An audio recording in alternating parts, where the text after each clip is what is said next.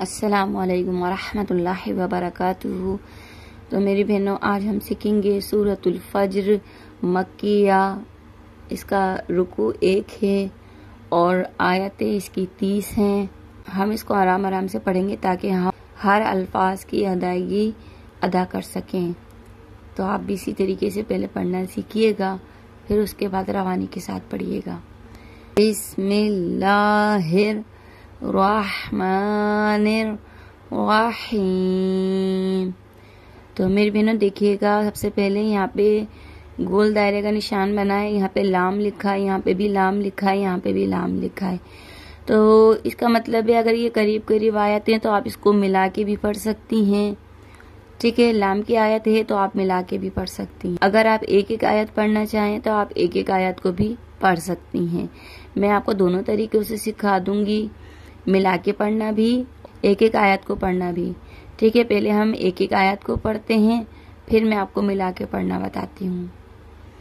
والفجر ولیال عشر والشفع والوتر، ٹھیک ہے۔ اب ہم اس کو ملا کے کس طرح سے پڑھیں گے؟ والفجر ولیال عشر والشفع والوتر، ٹھیک ہے۔ یہ میں نے آپ کو دونوں طریقوں سے بتا دیا ہے۔ آگے پڑھتے ہیں، جیم کی آیتیں ہم یہیں پہ رکیں گے۔ واللیل اذا یسر هل فی ذلک قسم لذی حجر ألم تر كيف فعل ربك بعاد إرم ذات العماد التي لم يخلق مثلها في البلاد وثمود الذين جابوا الصخر بالواد وفرعون ذي الأوتاد الذين طغوا في البلاد فأكثروا فيها الفساد فصب عليهم ربك صوت عذاب إن ربك لبالمرصاد فأما الإنسان إذا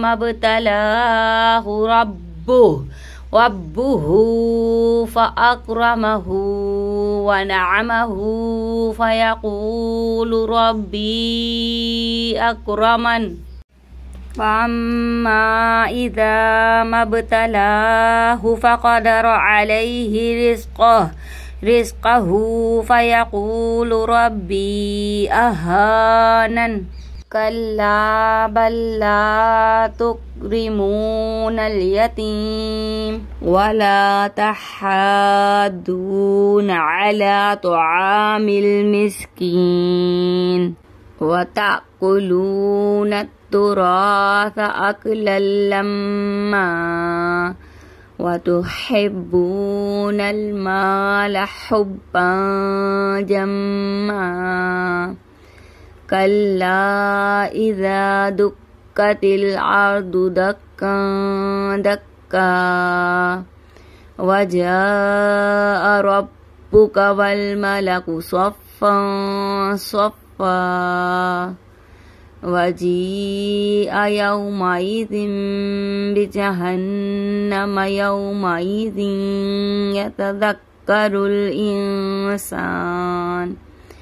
يتذكر الإنسان وأنى له الذكرى يقول يا ليتني قدمت لحياتي فيومئذ لا يعذب عذابه أحد ولا يوثق وثاقه أحد يا أيتها النفس المطمئنة ارجعی، یہاں پہ زیر لگا کے پڑھیں گے، ارجعی الی ربک راضیۃ مرضیہ فادخلی فی عبادی، فادخلی فی عبادی وادخلی جنتی۔